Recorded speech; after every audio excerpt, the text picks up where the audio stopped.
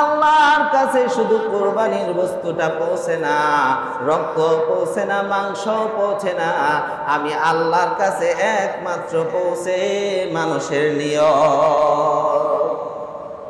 আমি যে আয়াতে কারিমা তেলাওয়াত করেছি, এই আয়াতে কারিমার মধ্যে আল্লাহ পাক রব্বুল আলামিন ঘোষণা করে দিলেন, লা ইয়ানালাল্লাহা লুহুমুহা ওয়ালা দিমাউহা ওয়ালাকিন ইয়ানালুহুত তাকওয়া মিনকুম কাযালিকা সাখখারাহা লাকুম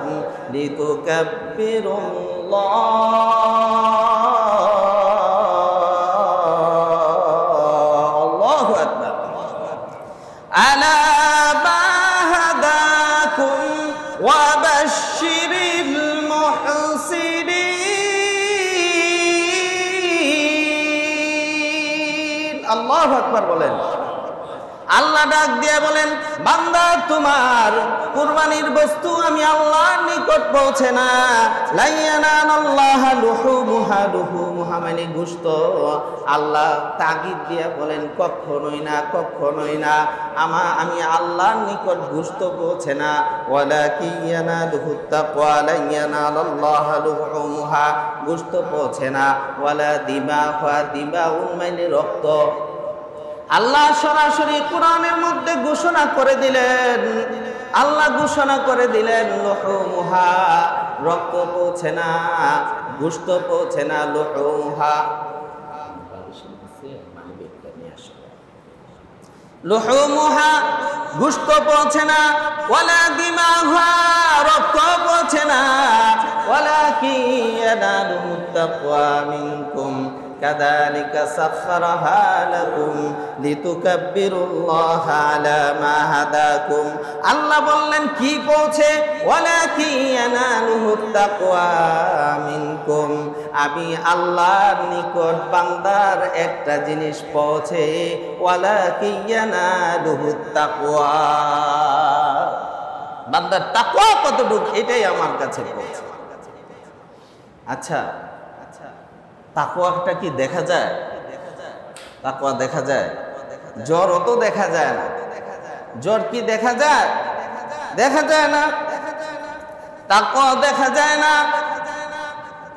ঈমানও দেখা যায় না। কিন্তু তাকওয়াও দেখা যায়, ঈমানও দেখা যায়। মানুষের কাজের মাধ্যমে ঈমান দেখা যায়, মানুষের কাজের মাধ্যমে তাকওয়া দেখা যায়, মানুষের কর্মের মাধ্যমে মানুষের ঈমানকে বোঝা যায়। আল্লাহ ঘোষণা করলেন, একমাত্র আমার নিকট তাকওয়াটাই পৌঁছে, আর কোনো কিছু পৌঁছে না। আমি আল্লাহর নিকট একমাত্র তাকওয়া পৌঁছে। এই জন্য কুরবানি দিব একমাত্র কার জন্য? সাহাবা ইকরাম জিজ্ঞাসা করলেন, ইয়া রাসূলুল্লাহ, এই যে ঈদুল আজহার দিন, ঈদুল আজহার দিন সবচেয়ে দামি কোন জিনিস? আবার নবী ঘোষণা করলেন, এই হাদিসটি বিভিন্ন কিতাবের মধ্যে আসছে।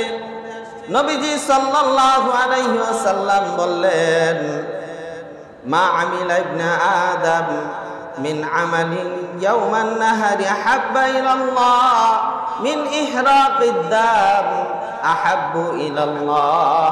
আল্লাহর নিকট কুরবানির দিন, কুরবানির আমলের চাইতে উত্তম আর কোনো আমল নাই। সুবহানাল্লাহ।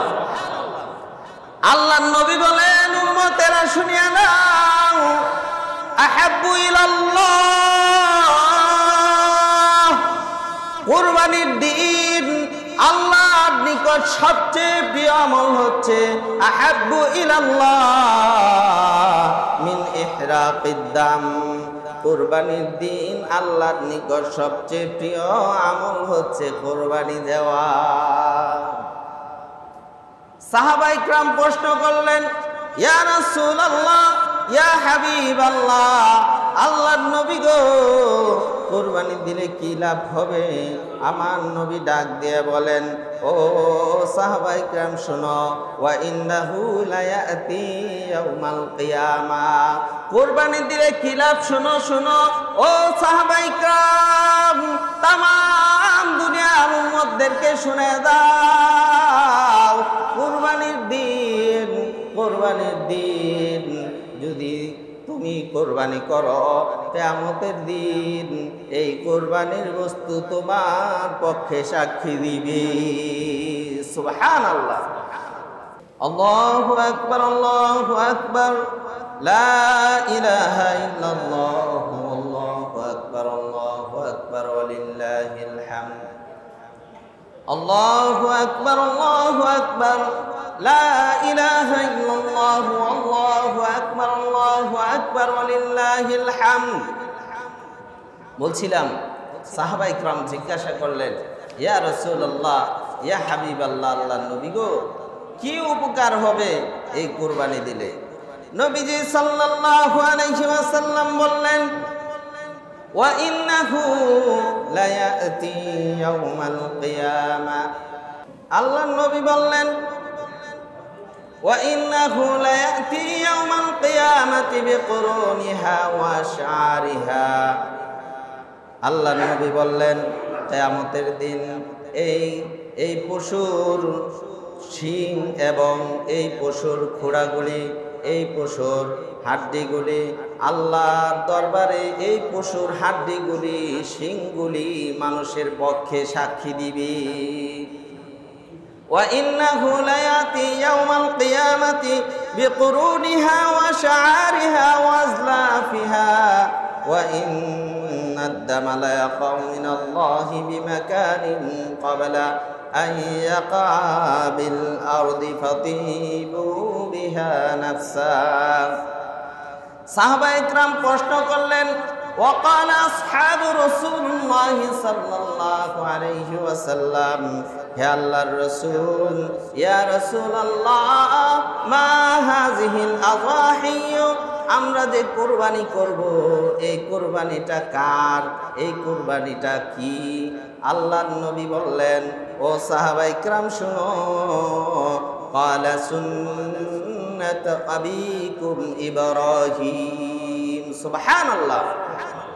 সাহাবায়ে কেরাম প্রশ্ন করলেন, ইয়া রাসূলুল্লাহ, মা হাযিহিল আযাহি, হে আল্লাহর রাসূল, আমরা যে কুরবানি করব এই কুরবানিটা কি? আল্লাহর নবী বললেন, قال سنة أبيكم إبراهيم, তোমরা যে কুরবানি করবা এটা ইব্রাহিম আলাইহিস সালাতু ওয়াস সালামের সুন্নাত। ইব্রাহিম আলাইহিস সালাম কিভাবে কুরবানি করেছিলেন? ইব্রাহিম আলাইহিস সালাম আল্লাহর কাছে বললেন, সূরা সফফাতের মধ্যে আল্লাহ জানায় দিলেন, রব্বি হাবলি মিনাস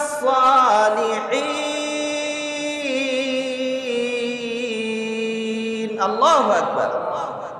ইব্রাহিম আলাইহিস সালাম ৮৬ বছর বয়স, কম বেশি এত বছর বয়সে কোনো সন্তান নাই। সন্তানের আশায় আশায় জীবনটা পার করে দিলেন। এবার আল্লাহর কাছে চাইলেন, আল্লাহ আমাকে একটা সন্তান দান করো, আল্লাহ আমাকে একটা সন্তান দান করো। আমরা তাড়াতাড়ি চলে আসি, যারা এদিক সেদিক ঘোরাফেরা করতেছি, নামাজের সময় হয়েছে, আমরা সকলেই চলে আসি।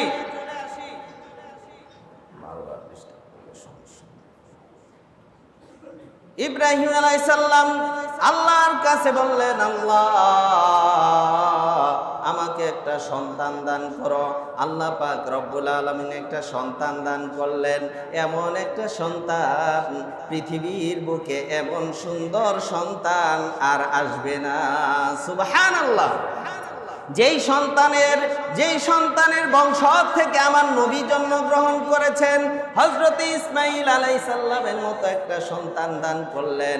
সন্তান দেখে ইব্রাহিম আলাইহিস সালাতু ওয়াস সালাম আশ্চর্য হয়ে গেলেন, আল্লাহর কাছে শুকরিয়া আদায় করলেন, আল্লাহ তুমি আমাকে এত সুন্দর একটা সন্তান দান করেছো, রব্বি হাবলি মিনাস সালিহিন। আল্লাহ দোয়া কবুল করে নিলেন। এবার সন্তান ভূমিষ্ঠ হওয়ার পর আল্লাহ বললেন, ও ইব্রাহিম আলাইহিস সালাতু ওয়াস সালামকে আল্লাহ 9টা বড় বড় পরীক্ষা করেছেন। প্রত্যেকটা পরীক্ষায় ইব্রাহিম আলাইহিস সালাম পাশ করেছেন। وَإِذِ ابْتَلَى إِبْرَاهِيمَ رَبُّهُ بِكَلِمَاتٍ فَأَتَمَّهُنَّ। আল্লাহ জানায় দিলেন, ইব্রাহিমকে আমি যখন এই পরীক্ষা করেছি, ইব্রাহিম প্রত্যেকটা পরীক্ষায় ফার্স্ট ক্লাস হয়েছে। সুবহানাল্লাহ। এবার ইব্রাহিম আলাইহিস সালাম শেষ বয়সে সন্তান পেয়েছেন, তাও এমন সন্তান যেই সন্তান দেখে চক্ষু জুড়ে যায়, চক্ষু শীতল হয়ে যায়, অন্তর ঠান্ডা হয়ে যায়। এটা তো সাধারণ কোনো সন্তান নয়। এই সন্তান, এত সুন্দর সন্তান দেখে ইব্রাহিম আলাইহিস সালামের মন ভরে গিয়েছে, প্রাণ ভরে গিয়েছে। ইব্রাহিম আলাইহিস সালামকে আল্লাহ হুকুম করলেন, ও ইব্রাহিম তুমি তোমার সন্তানকে এমন একটা জায়গায় দিয়ে দাও, বনবাস দিয়ে দাও, যেখানে কোনো মানুষ নাই, যেখানে কোনো ঘরবাড়ি নাই। মক্কা যেখানে, এখানে এমন অবস্থা ছিল, কোনো মানুষ ছিল না, কোনো ঘর ছিল না, কেউ ছিল না। ইব্রাহিম আলাইহিস সালাতু ওয়াস সালামকে বললেন, এই জায়গার মধ্যে ইসমাইল এবং ইসমাইলের মাকে রেখে তুমি চলে যাও আল্লাহর দ্বীনের কাজ করার জন্য। এবং ইব্রাহিম আলাইহিস সালাতু ওয়াস সালাম চলে যাচ্ছেন ইসমাইলকে রেখে, ইসমাইলের মাকে রেখে। এবার ইসমাইলের মা ডাক দিয়ে বলেন, ও আল্লাহর পয়গম্বর ইব্রাহিম খলিলুল্লাহ, আপনি কোথায় যান? এমন মানবহীন জমিনের মধ্যে রেখে, ঘরবাড়ি নাই, কোনো কিছু নাই, পানির ব্যবস্থা নাই, কোথায় চলে যান আমাদেরকে রেখে? এবার আসমানের দিকে আঙ্গুলটা উঠাইয়া ইব্রাহিম শুধু ইশারা করলেন, কেমন স্ত্রী সাথে সাথে বুঝে গেলেন আল্লাহর জন্য যদি যান কোনো সমস্যা নাই, যে আল্লাহর জন্য আপনি যাচ্ছেন সে আল্লাহর জন্য আমার সন্তানটাকেও আমি অক্ষ করে দিলাম। এবার ইসমাইল আলাইহিস সালাতু ওয়াস সালাম কান্না করতেছে, খাবার নাই, পানি নাই, কোনো কিছু নাই। কয়েকদিন হয়ে যায়, যে অল্প একটু খাবার ছিল এটাই খায়, সব শেষ। এবার ইসমাইলের মাও খাইতে পারে না, ইসমাইলও খানা পায় না। এমন একটা অবস্থা, সন্তান যখন জ্বালাতন শুরু করে, মা বুঝে, তার পাশে যারা থাকে তারাই বুঝে কত কষ্ট। সন্তান এমন কান্না শুরু করে দিয়েছে। এবার ইসমাইল আলাইহিস সালাতু ওয়াস সালামের মা চিন্তা করলেন, এখানে তো কোনো মানুষ নাই, কোনো কিছু নাই, আমার সন্তান তো মৃত্যুর কোলে ঢলে পড়লো। এবার ইসমাইল আলাইহিস সালাতু ওয়াস সালামের মা তাকাইয়া দেখে যারা হাজী সাহেব রয়েছেন, সাফা এবং মারওয়া দুটা পাহাড় আছে না নাই। সাফা পাহাড়ের দিকে তাকাইয়া দেখে এমন সুন্দর পানি দেখা যায়। সাফা পাহাড়ের দিকে দৌড়ায় গেলেন, গিয়া দেখে এখানে কোনো পানি নাই। সূর্যের আলো লাগার কারণে বালি এমন দেখা যায়, চিকমিক করতেছে, পানির মতো দেখা যায়। এবার সাফা পাহাড়ের দিকে উঠার পর তাকাইয়া দেখে মারওয়া পাহাড়, মারওয়া পাহাড়ের দিকে তাকাইয়া দেখে পানি দেখা যায়। দৌড়ায় গেলেন মারওয়া পাহাড়ের দিকে, গিয়া দেখে কোনো পানি নাই, বালু চিকমিক করতেছে, পানির মতো দেখা যায়। এভাবে পাগলের মতো দৌড়াদৌড়ি করার পর আল্লাহ পাক রব্বুল আলামিন দ্বীনের জন্য এই যে দৌড়াদৌড়ি করলেন, ইসলামের জন্য ত্যাগ দিলেন। ইব্রাহিম আলাইহিস সালাম দ্বীনের কাজ করতে গেলেন। এই অবস্থায় হাজেরা আলাইহিস সালাতু ওয়াস সালাম যে দৌড়াদৌড়ি করলেন, সন্তানের জন্য পাগল পারা হয়ে গেলেন। এই দৌড়াদৌড়ি আল্লাহ পাক রব্বুল আলামিনের নিকট এত প্রিয় হয়েছে কিয়ামত পর্যন্ত সমস্ত হাজীদের জন্য ওয়াজিব করে দিয়েছেন। যত হাজী সাহেব যাবে সাফা এবং মারওয়া দৌড়াদৌড়ি করবে, এই দৌড়াদৌড়ি আল্লাহর কাছে এত পছন্দ হয়েছে কিয়ামতের আগ পর্যন্ত এই দৌড়াদৌড়ি ওয়াজিব করে দিয়েছেন। এবং শুধু তাই নয়, ইব্রাহিম আলাইহিস সালাতু ওয়াস সালামের স্ত্রী এবার চিন্তা করলেন, আমার সন্তানটা তো মৃত্যুবরণ করবে, যে অবস্থায় রেখে এসেছিলাম, খাবার যেহেতু পাই নাই, পানি যেহেতু পাই নাই, সন্তানটা আমার কুলেই মৃত্যুবরণ করুক। দৌড়ায় আসছে ইসমাইলের কাছে, ইসমাইল আলাইহিস সালাতু ওয়াস সালামের কাছে এসে দেখে ইসমাইল আলাইহিস সালাতু ওয়াস সালাম পানির কারণে ছটফট করতেছে, হাত গুলি মারতেছে, পা গুলি মারতেছে, লড়াচড়া করতেছে, আর পায়ের যে আঘাত লাগতেছে পাথরের মধ্যে, ছোট্ট পায়ের আঘাতে পাথরগুলি আল্লাহর কুদরতে ফেটে আল্লাহর রহমতের পানি বের হওয়া শুরু হয়ে গেছে। এমন পানি আল্লাহ বের করে দিয়েছেন, কিয়ামতের আগ পর্যন্ত যত হাজী সাহেব যাবে এই পানি খাবে, এই পানির মধ্যে আল্লাহ সমস্ত রহমত ঢুকাইয়া দিয়েছেন। সায়েন্টিফিকরা প্রমাণ করে দিয়েছে, এই পানির মধ্যে 22টা উপকার আল্লাহ করে দিয়েছেন। এই পানি রেখে দেখবেন পানি কখনো নষ্ট হবে না। তো ইব্রাহিম আলাইহিস সালাতু ওয়াস সালামের এই যে কোরবানি, এই যে আল্লাহর জন্য, দ্বীনের জন্য সর্বস্ব ত্যাগ দেওয়া, ইব্রাহিম আলাইহিস সালাতু ওয়াস সালামের সন্তান ইসমাইল এত ছোট বাচ্চা এবং মা, এই ত্যাগ দেওয়ার কারণে আল্লাহ পাক রব্বুল আলামিন পার্মানেন্ট কিয়ামতের আগ পর্যন্ত সুন্দর রহমতের ব্যবস্থা করে দিলেন। এই যে এক জায়গায় ইসমাইলের মৃত্যু হওয়ার সম্ভাবনা ছিল কি ছিল না, আল্লাহ বাঁচায় দিলেন। আবার ইব্রাহিম আলাইহিস সালাতু ওয়াস সালাম মাঝে মধ্যে আসতেন।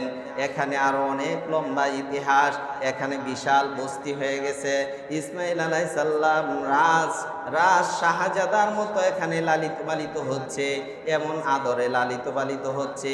ইব্রাহিম আলাইহিস সালাতু ওয়াস সালাম যখন 8 বছর হইল, আল্লাহ ঘোষণা করলেন, সূরা সফফাতের 1 থেকে 7 নম্বর আয়াত পর্যন্ত আল্লাহ জানায় দিলেন, ফালাম্মা বালাগা মাআহুস সা'য়া ক্বালা ইয়া বুনাইয়া ইন্নী আরা ফিল মানামি আন্নী আযবাহুকা ফানজুর মাযা তারা। সূরা সফফাতের মধ্যে আল্লাহ জানায় দিলেন, ও দুনিয়ার মানুষ শুনো, ইব্রাহিম আলাইহিস সালাতু ওয়াস সালাম যখন একটু বড় হইল, ছুটাছুটি করতে লাগলো, সরাসরি কোরআনের তরজমা, কোনো ব্যাখ্যা নয়, আল্লাহ জানায় দিলেন, ফালাম্মা বালাগা মাআহুস সা'য়া ক্বালা ইয়া বুনাইয়া। ইব্রাহিম আলাইহিস সালাম যখন একটু বড় হইল, আল্লাহ ঘোষণা করলেন, ফিল মানামি আন্নী আযবাহুকা ফানজুর মাযা তারা। হে ইব্রাহিম, তোমার সন্তানকে তুমি কোরবানি করো। ঘুমের ঘরে স্বপ্নে দেখাইলেন, নবীদের স্বপ্ন আল্লাহর পক্ষ থেকে ওহী। আর ইব্রাহিম আলাইহিস সালাম দেরি করলেন না, এখানে অনেক আলোচনা। ইব্রাহিম আলাইহিস সালাতু ওয়াস সালাম ইসমাইলকে নিয়ে মিনার ময়দানে রওনা হলেন কুরবানি দেওয়ার জন্য। আল্লাহর জন্য নিজের সন্তানকে কুরবানি দিবেন। যদি ইসমাইল কুরবানি হইতো, আমাদের সন্তানকেও কুরবানি দেওয়া লাগতো, আমাদের সন্তানকেও কুরবানি দেওয়া লাগতো। কিন্তু আল্লাহর নিয়ম এটা না, আল্লাহর নিয়ম এটা না। আল্লাহ পরীক্ষা করলেন, দেখি ইসমাইলকে ইব্রাহিম আলাইহিস সালাম কুরবানি দিতে পারে কিনা। এবার কোনো চিন্তা করলেন না, কোনো চিন্তা নাই, কোনো ভাবনা নাই। আল্লাহ হুকুম করলেন, ইব্রাহিম আলাইহিস সালাতু ওয়াস সালাম মিনার ময়দানে রওনা করলেন। এখানে অনেক আলোচনা, শয়তান বাধা দিয়েছিল, এই জন্য শয়তানকে কঙ্কর মারতে হয়। এখানে সমস্ত বাধা উপেক্ষা করে ইব্রাহিম আলাইহিস সালাতু ওয়াস সালাম ইসমাইল আলাইহিস সালামকে কুরবানি দেওয়ার জন্য প্রস্তুত হয়ে গেলেন। এবার আল্লাহ দেখলেন ইসমাইলকে কুরবানি দিয়ে দিবে। আল্লাহ পাক রব্বুল আলামিন জিব্রাইলকে বললেন, জিব্রাইল যাও যাও, আমার ইব্রাহিম ইসমাইলকে জবেহ করে দিবে আমি আল্লাহর জন্য, তাড়াতাড়ি যাও, তাড়াতাড়ি বিরার ময়দানে যাও, ইব্রাহিম আলাইহিস সালাতু ওয়াস সালাম ইসমাইলকে জবেহ করে দিবে। এবার জিব্রাইল 600 পাখা, এক পাখা দিয়া দুই পাখা দিয়া যদি আসে তাহলে জিব্রাইল আসতে পারবে না।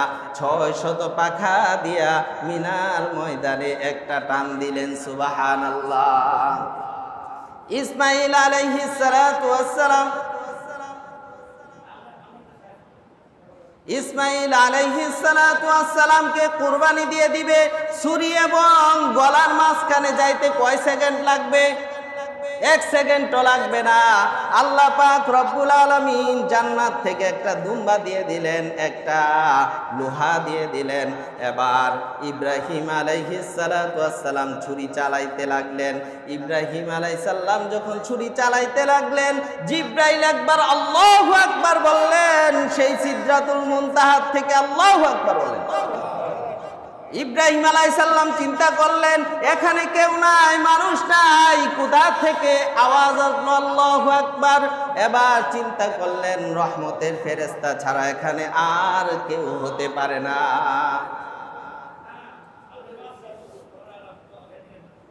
তো আমাদের যেহেতু সময় হয়ে গেছে নির্ধারিত টাইম থেকেও, আমরা 15 থেকে নামাজ শুরু করব বলছিলাম, 15 থেকেই নামাজ শুরু করে দেব ইনশাআল্লাহ। তো